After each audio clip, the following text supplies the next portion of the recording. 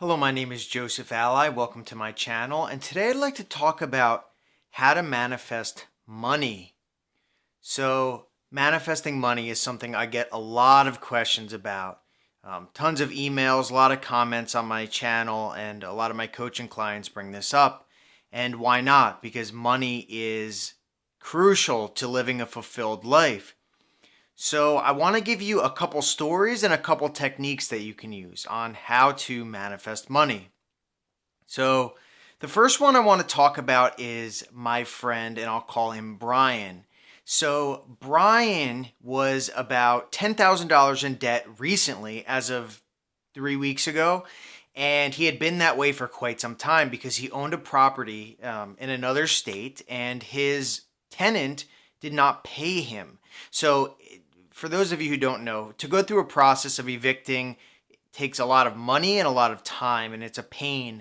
So he was trying to wait it out to see if he would get the full money so he didn't have to go through any of that process. Well, when I heard him tell me about this, immediately what I did was I thought I should imagine for him, right? And a couple days went by, I didn't imagine, and I heard him talking, and he was complaining again. And he's a great guy, and I felt bad. So basically what I did was I went home and I wrote down on a piece of paper in my journal, and I wrote down Brian receives full payment from his tenant who pays constantly and continuously. So I wrote that down, and then what I did was I brought that scene, right? So that was like a little brief, condensed outline of the goal that I wanted to achieve. And although it wasn't for me, since Brian's my friend, that's what I was going to do. So I brought him into my imagination, and I was in first person point of view, and I heard him tell me that he was paid. That's it. I heard him tell me that he was paid up. And I repeated that scene a few times, and then I dropped it. So a couple of weeks ago, I ran into him again, and he was telling me again that he had not paid. But I knew what was coming because I knew that I had done this scene properly, and I knew that I wrote it down, right? Dan was paid fully. So the next time I saw him, I was getting coffee from across the street, and he told me, he said, "Hey, guess what?" I said, "What?" He said, this is what he said. He said, "I'm waiting for a Zelle." And I said, "Well, I don't know what that is." And he said, "It's a payment from his bank." The guy in the other state had contacted him and said that he finally opened up to his family about how much debt he was in. He said he had gotten scammed by someone who promised him something. So he moved across state, and he was promised to make a lot of money, and the guy scammed him and took a bunch of his money, and that's why he wasn't paying his rent. Well, he had opened up to his family about this, and his family had given him the loan to pay back Brian. So he was awaiting it, and I said, "Well, did you get anything?" He said, "Yes, there's a maximum amount of payment, but he sent one yesterday for $2,500. He's sending me one today for $2,500, and then he's going to send me two more." So all I did was write down on a piece of paper that he was paid in full and that his tenant pays continuously and consistently.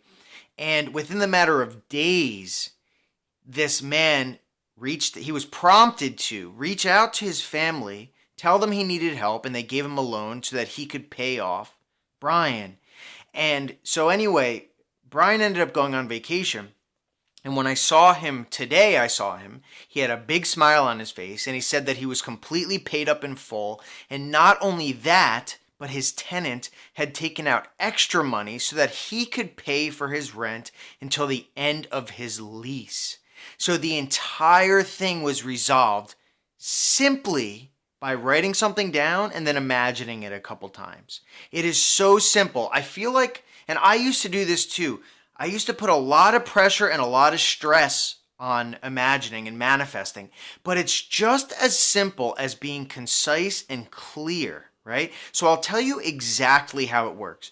In order to manifest something, either for ourselves or for another person, the idea is that we must impress this idea on our subconscious mind.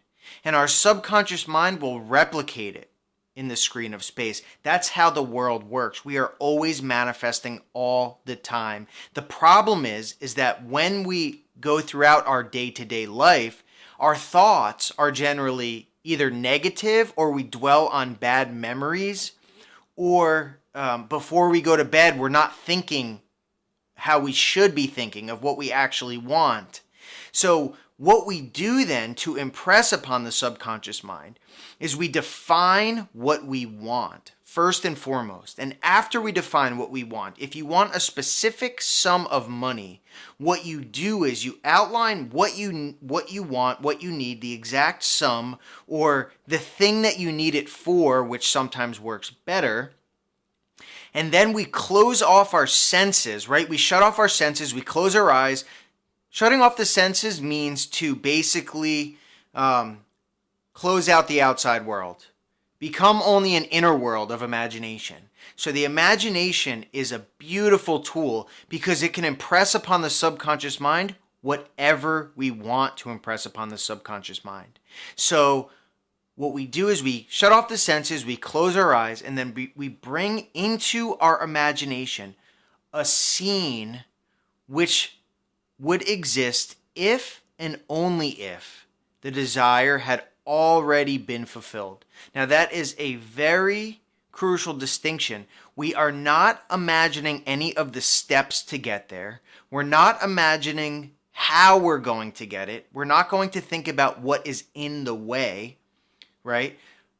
Well, all we do is we imagine as if it is already done, as if we already have it, as if Brian already had it. Right? That's why I made that imaginal act where he was telling me that he had already received the money. And what happens is if we can give this enough feeling or sensory vividness in our imagination so that it basically copies what would be happening if we were there in real life, it will impress upon the subconscious mind, and in its exact likeness of the way that we impressed it on the subconscious, it will manifest or copy itself on the physical world. So another distinction here is that we must be in first person point of view so that we can copy what it would be like if we were the one involved, if we were the one receiving money. Or in the case of my friend Brian, I imagine that I was there talking to him and he was telling me the good news. So another thing I want to talk about is when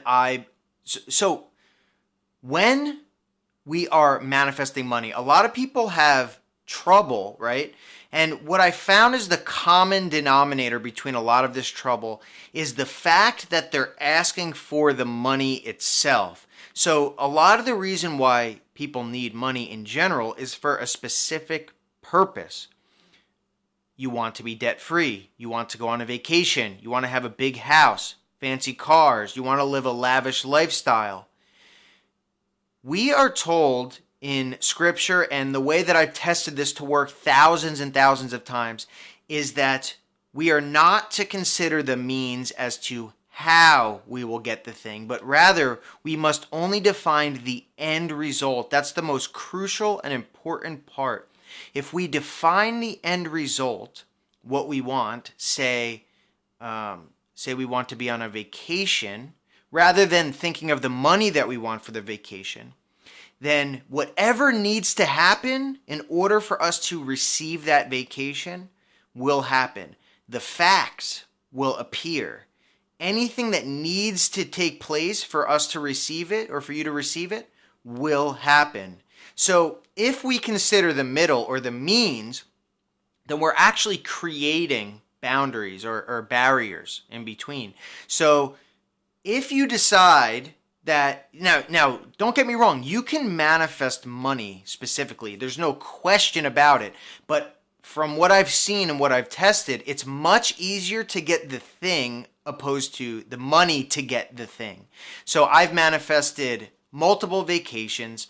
I've manifested a lot of things, right? But I'll tell you about one specific thing that I've done.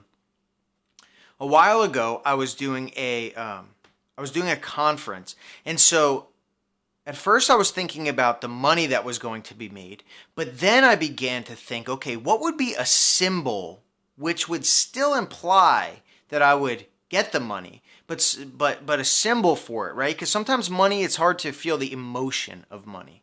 And that's why we choose the symbol instead. So what I did was I chose the amount of people that were attending to the conference. And the interesting part is that first I started with one number and I wrote it down on a piece of paper, and then I imagined looking on the internet and seeing that there were that amount of people going, and within one day that manifested, and it was like, I think for us it was like $5,000. And then after that, though, the conference hadn't taken place yet, so I imagined double that. And then $10,000 came. And then I imagined even more. And then more than that came.